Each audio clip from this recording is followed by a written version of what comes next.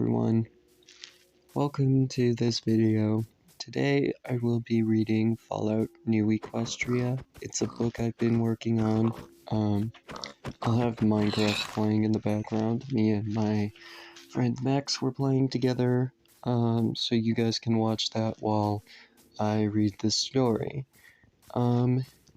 Anyway, here is Fallout New Equestria, Book 1. Chapter 1. War. War never changes. It was a long time ago. Ponies and every creature were in peace. But ponies got more invented. The ponies created nuclear planes but some creatures didn't really like that. The Zebra Empire were one of those people who didn't like what they were doing.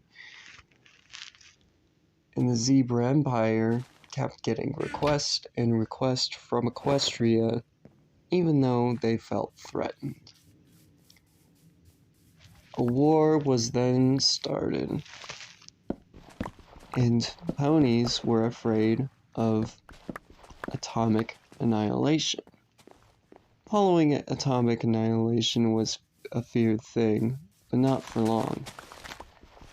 Stables are shelters made to prevent atomic annihilation. They're made by a company named Stable Tech. It was the only way for survival. Luna, our princess, made every pony evacuate, and sirens would be heard.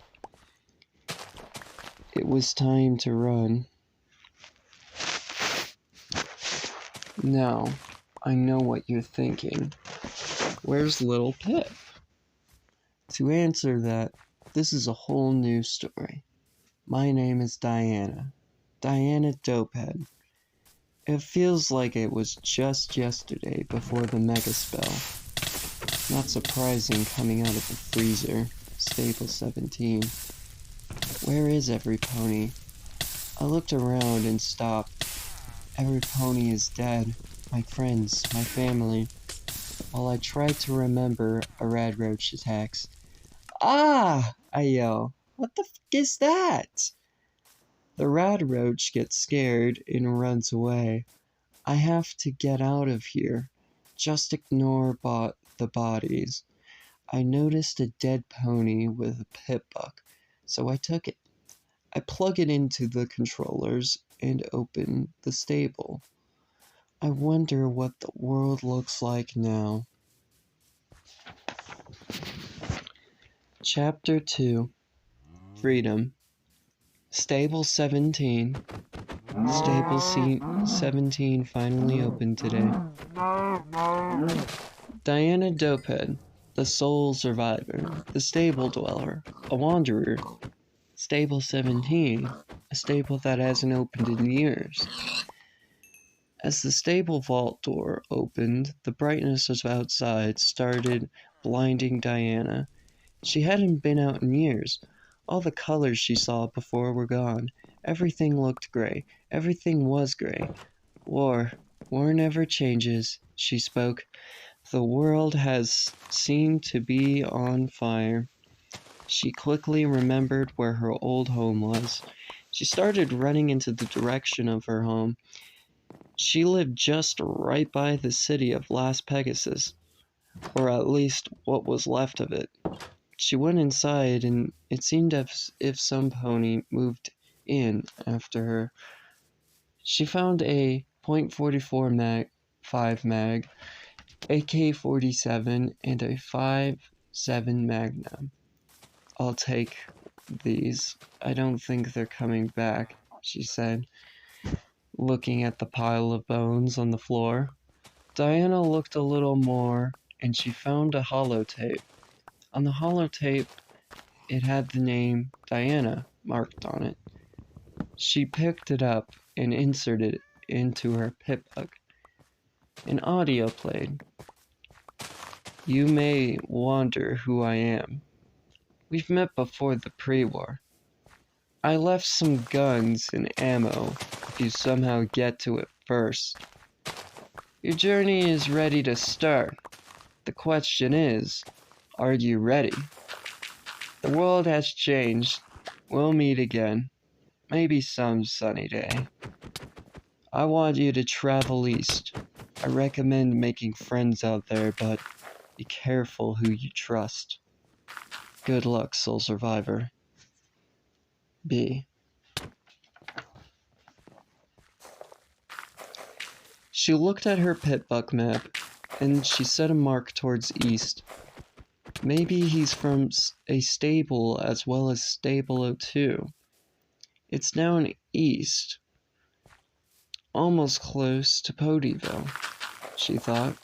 She looked at her pit buck one more time and turned on the wasteland whalers.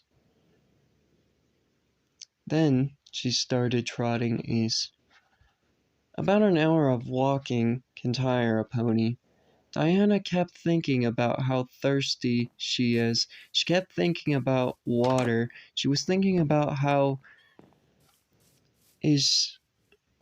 she had some, she'd be satisfied. Oh my god, sorry, I've been reading this wrong. If she had some, she'd be satisfied and continued walking. But at the same time, she also seemed to think about the radiation, how the water would increase problems in her journey. She stopped and turned her head back.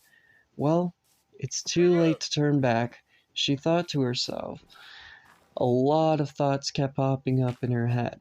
She had a feeling suddenly, as if she left the stove on at home and forgot, as if she realized, I don't know why, but I have this feeling I should be going to Manhattan, at least in that direction.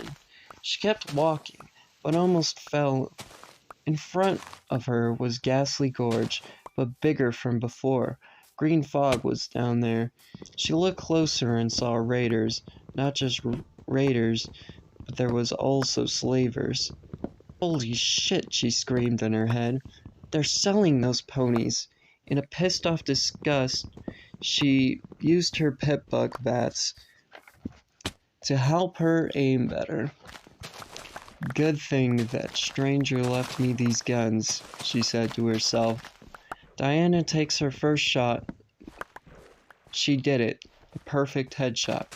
Help! Yelled one of the slave ponies.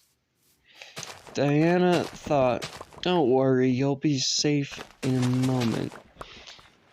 You should have not have done that, darling, said the slaver. He now looked around and spoke.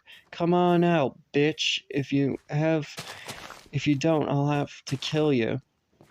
1 second, his head's there, next it's not. She moved to the foggy spot and took her shot. Another perfect headshot, she yelled. I'm coming down to save you. Don't worry. Be careful, yelled the blue-maned stallion. They put traps down here. Watch out for the bear traps and the landmines. She came down into Ghastly Gorge. She inspected the dead ponies she had just killed. At first, she was sick to her stomach. She thought she was going to throw up after seeing brain pieces all over the ground.